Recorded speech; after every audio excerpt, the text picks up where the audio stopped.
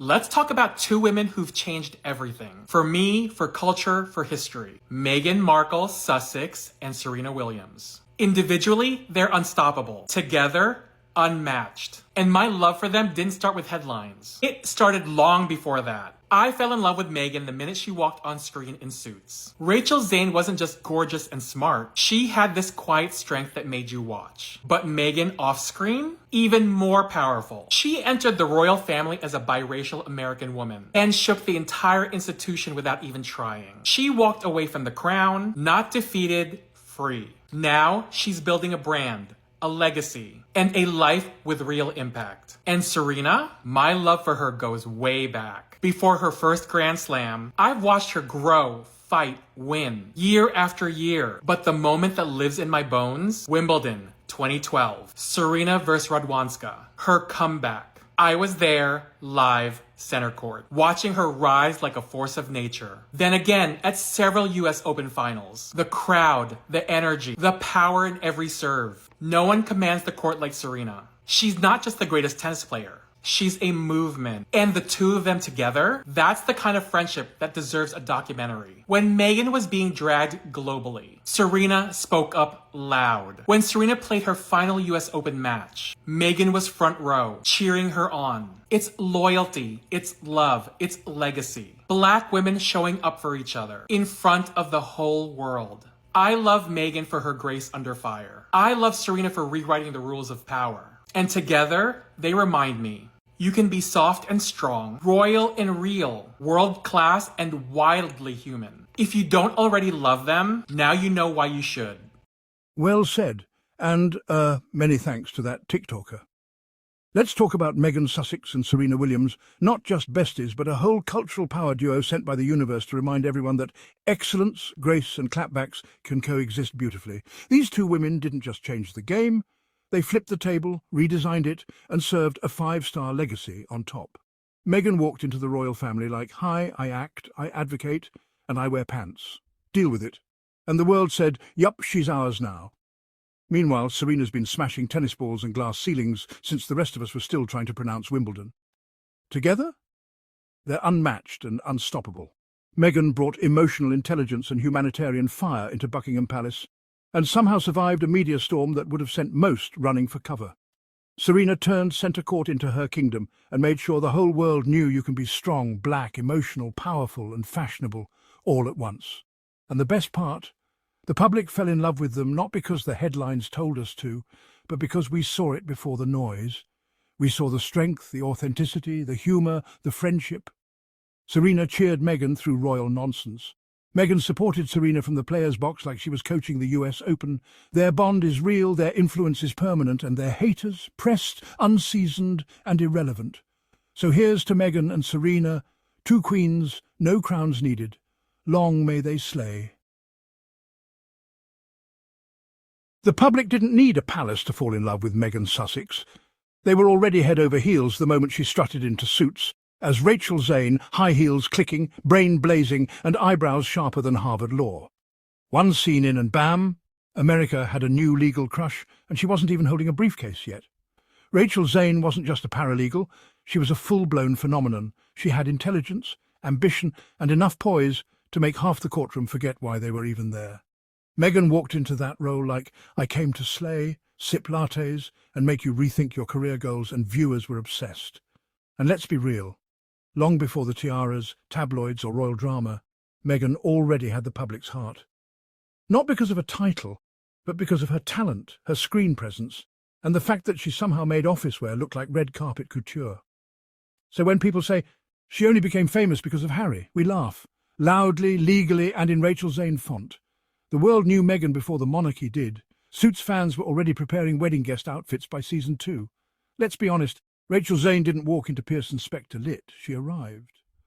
The moment she stepped on screen, viewers weren't just watching Suits.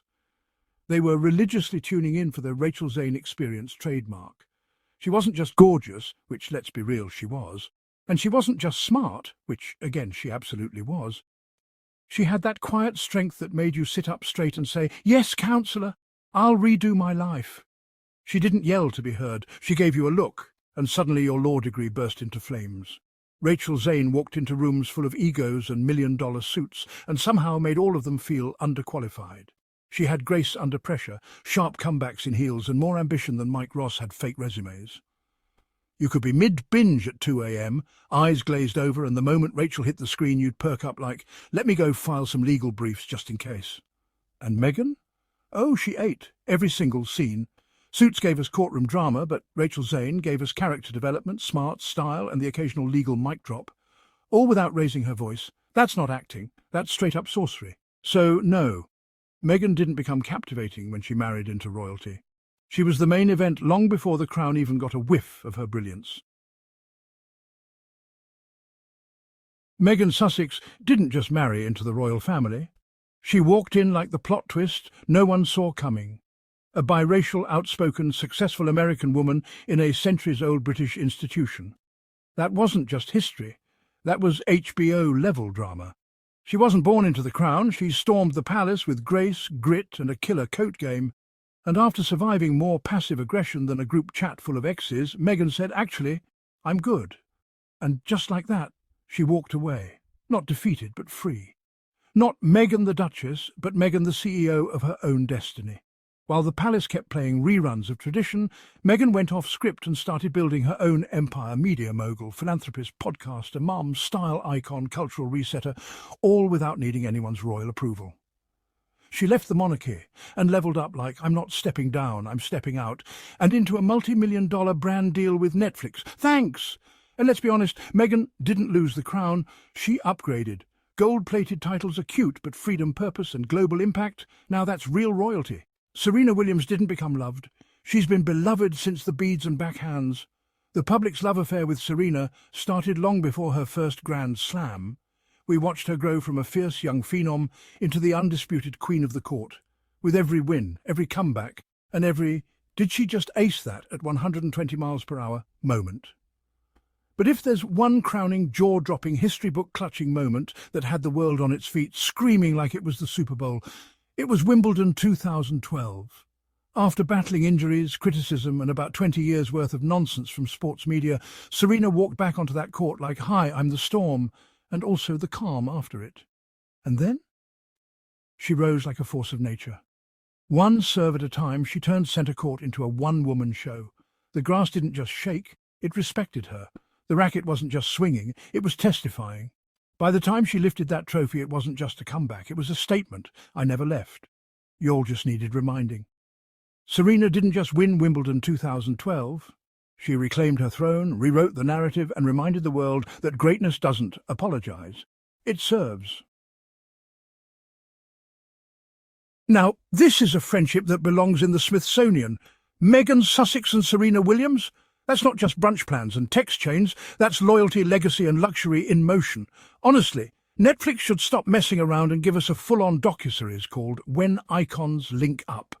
When Meghan was being dragged by every royal tabloid and breakfast show from London to Pluto, who spoke up loud and proud? Serena. Not just a tweet and go, no, Serena showed up like a best friend on a mission, basically telling the world, what you're not going to do is disrespect my girl. And when Serena stepped onto the court for her final US Open match, who was right there, front row, glowing like a proud sister at graduation? Meghan, Duchess of Day Ones. Not just clapping politely. No, cheering like she was about to rush the court with snacks and backup shoes. This friendship isn't PR. It's powerful. It's black women showing up for each other with grace, fire, and matching outfit energy. It's late-night pep talks, public support, and private loyalty. It's you cry, I ride energy with designer handbags. Forget the fake royal drama. This is the real crown. Friendship, respect, and two women who changed history and still make time to root for each other. We love you, Meghan, like deeply, loudly, and in a way that probably makes Buckingham Palace very uncomfortable. From your suits days as Rachel Zane, legal baddie with brows that could cross-examine you, to storming the gates of the royal family with grace, curls, and common sense, you've been that girl. You gave us global headlines, royal drama, Oprah interviews, chicken coop realness, and a podcast with actual soul. Queen behaviour without even needing the crown.